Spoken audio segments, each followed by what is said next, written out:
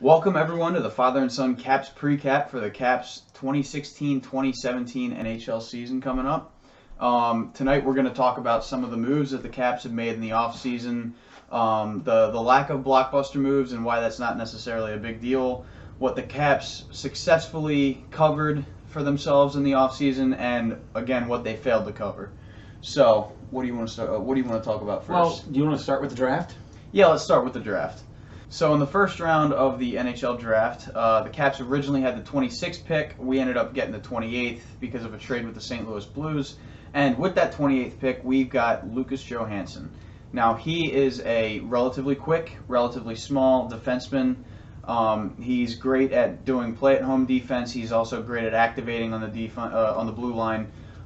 It looks like the Caps are aware of the issue that they have where they've got an aging blue line, and they've also got a relatively slow blue line. That's kind of what burned us in the postseason last year. So it looks like they're well aware of that, and it looks like they're building the future Caps team. Yeah, Lucas Johansson is one of the most technically proficient skaters in the draft. Skates extremely well, according to all scouting reports.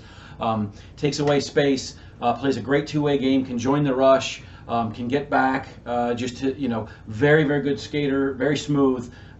Physically, not necessarily, a banging defenseman that, you have clearing the crease back there, but maybe some of that comes in time, as he works with the trainers for the Washington Capitals.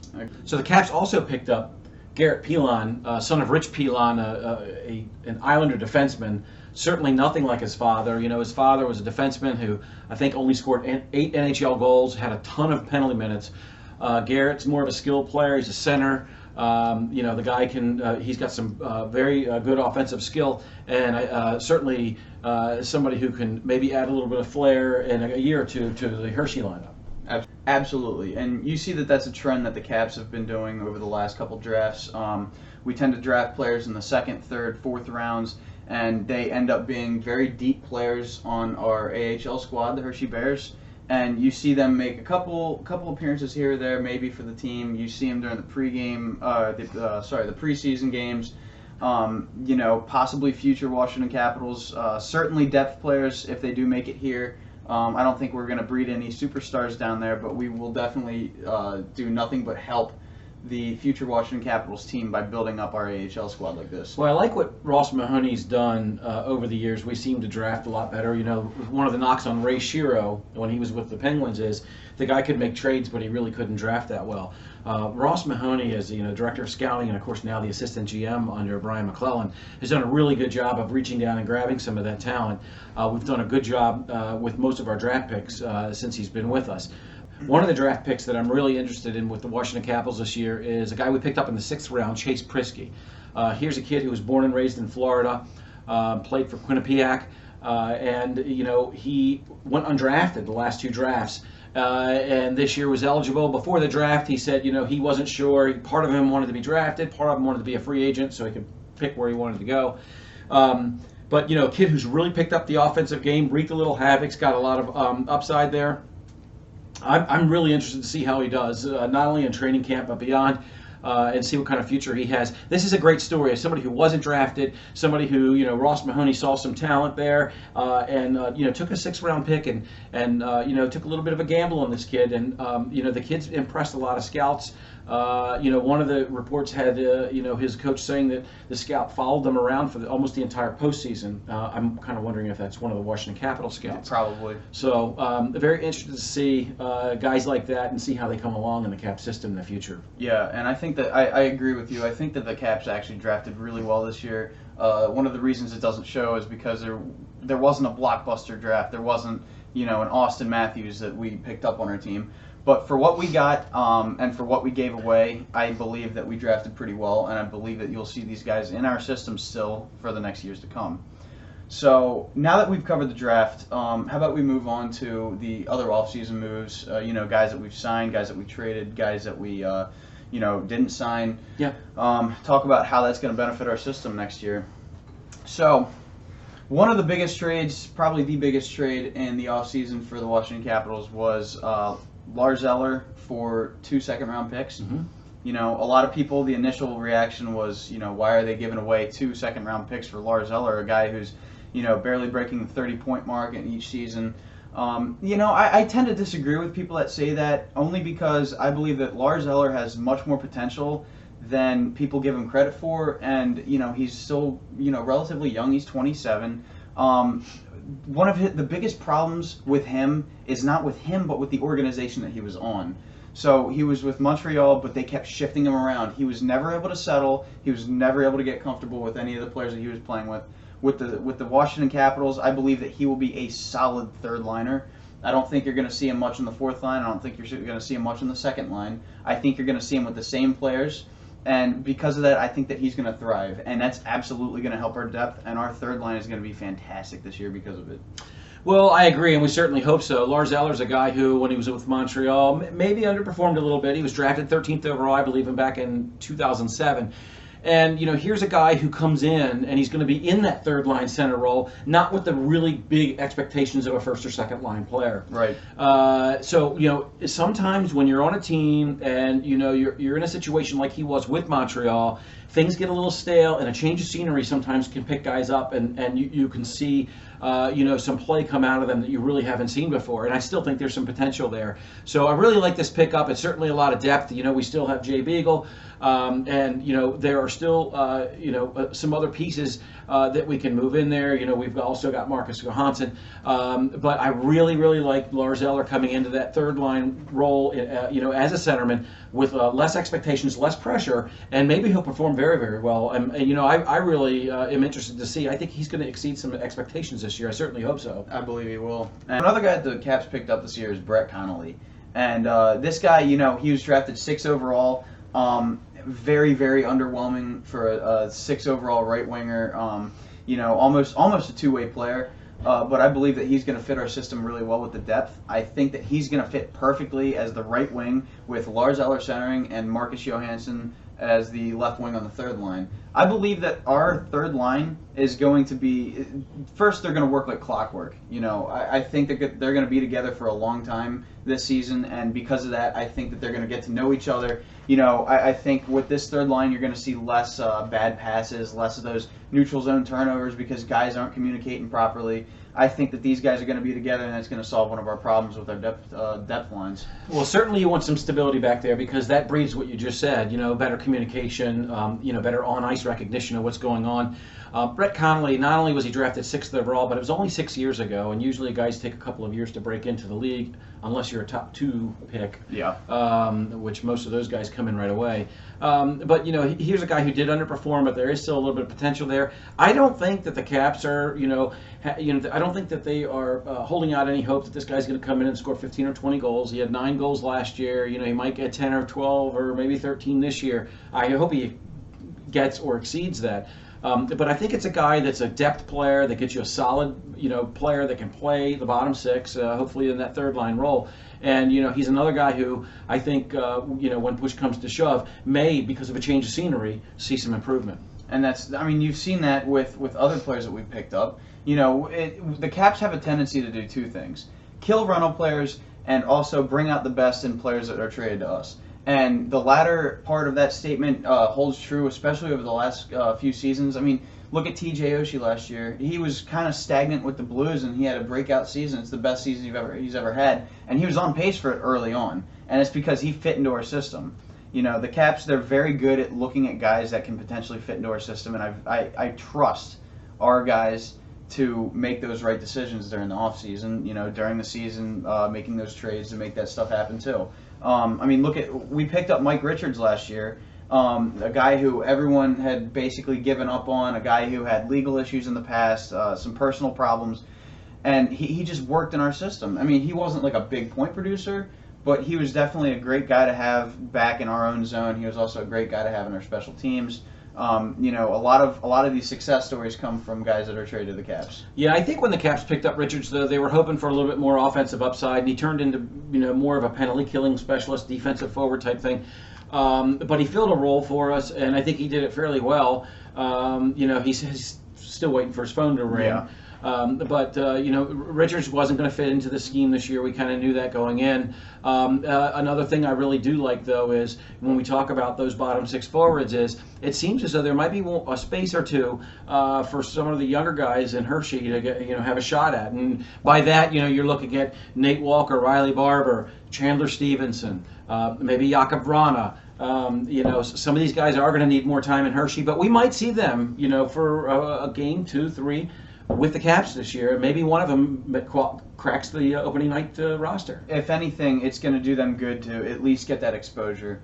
And, exposure is nothing but good for these guys. They know what to expect the next time they're called up. They get the first game NHL jitters that everyone talks about. They're nervous in the locker room beforehand. But, you get through that pretty quickly. And, you give these guys a chance and, they might shine. So it's good that we're going to see some Bears cycling into that fourth line, because that's again, nothing but good for the future of our organization. Yeah. Why don't we talk about some of the guys who went elsewhere? Let's start with Jason Chimera. Yeah. So the Islanders signed Jason Chimera for 2 years. I was actually pretty sure that the Caps were going to sign him again this year, just given his performance last year. You did see kind of a tapering off in the playoffs because everyone steps it up. It's a different pace of game. It's a different level of game, and he was not able to keep up. So the Islanders are looking to use him as a veteran player, as a leader in the locker room, a quick guy to win those corner chases. So maybe he can win the puck to the crashing forward, going to the net. Stuff like that. The price probably wasn't just there for the Caps for him. He was probably going to be asking for too much, especially since apparently he had counter offers. Yeah, I think they really couldn't fit him in under the cap, quite honestly. Part of me, though, when we knew he was going to leave the Caps, was thinking, is there a chance this guy goes to San Jose to join back up with Wardo? That would have been awesome. Yeah, the two guys are really good friends. So, but he took probably the best deal on the table, which was up in New York with the Islanders, and we wish him the best of luck. Chimmer's been a good player for us. Kind of a likable guy. You see him interviewed, he's always jovial. Probably a great guy in the locker room, and I think the guys are going to miss him. Yeah, they absolutely are, and that's going to affect the cohesiveness of the team a little bit. When you lose a veteran player that's been around for a little while, it takes a little bit of adjustment to get back into your normal game. Even if you're not like that big of a factor, you see guys like Chris Clark go, and like some glue comes undone. But we're gonna have to persevere through that, and like you said, I mean, we hate to see Chimmer go. We wish him the best of luck, but we do not want the Owls to win the Stanley Cup this year. Oh, absolutely not. So another guy who left the Caps and went on to sign with the LA Kings is Michael Lotta. Yeah, and him leaving is a pretty big emotional hit for the Caps.